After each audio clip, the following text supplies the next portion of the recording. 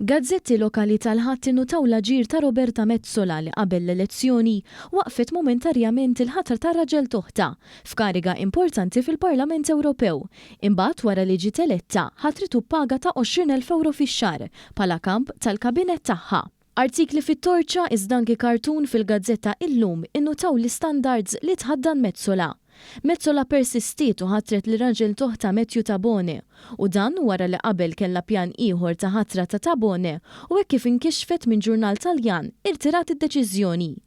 L-aġir ta' Metsola nqabad anke mill-midja internazzjonali fosthom mis-sit Awtorevoli Politico.